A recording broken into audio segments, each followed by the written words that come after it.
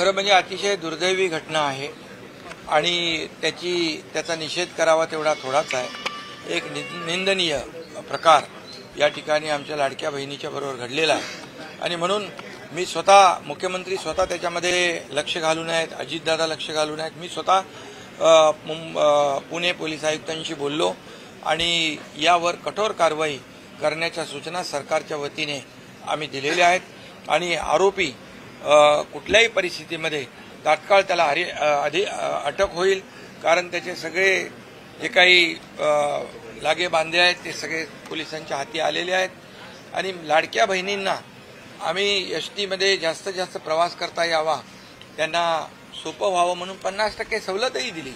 परंतु अशा प्रकारचे नराधम त्यांच्यावर अत्याचार करत असतील तर त्या कोणालाही सोडलं जाणार नाही, त्यांची खैर केली जाणार नाही आणि अशा नराधमांना फाशीची शिक्षा झाली पाहिजे यासाठी सरकार पूर्णपणे प्रयत्न करेल, अशा प्रकारचं सरकारचं धोरण आणि भूमिका। एसटी डेपो आज मंत्री प्रताप सरनाईक यांच्याशी माझी चर्चा झाली आहे।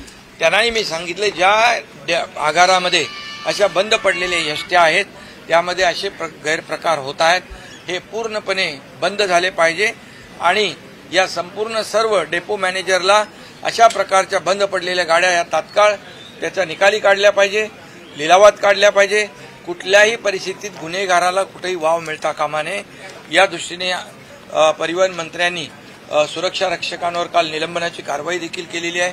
कुणालाही यामध्ये एक्सक्यूज नाही, कुणालाही पाठीशी घातलं जाणार नाही, यामध्ये कठोर कारवाई या ठिकाणी एसटी परिवहनच्या वतीने आणि सरकारच्या माध्यमातून केली जाईल, कारण शेवटी आमच्या लाडक्या बहिणींची योजना जशी आम्ही केली तशाच लाडक्या बहिणी सुरक्षित राहिल्या पाहिजेत हे देखील सरकारची भूमिका आहे। त्यामुळे अशा प्रकारच्या नराधमांना कुणी सोडणार नाही, त्यांच्यावर कठोर कारवाई केली जाईल। कुणी कुठल्याही पक्षाचा असू द्या, कुणाशी संबंधित असू द्या, अशा प्रकारच्या गुन्हेगाराला गय केली जाणार नाही एवढंच मी आपल्याला सांगतो। कुणाशी संबंध असू द्या, कुणाशी लागेबांधवी असू द्या, हा गुन्हेगार आहे आणि लाडक्या बहिणींच्यावर अत्याचार करणाऱ्या गुन्हेगारांना सोडलं जाणार नाही।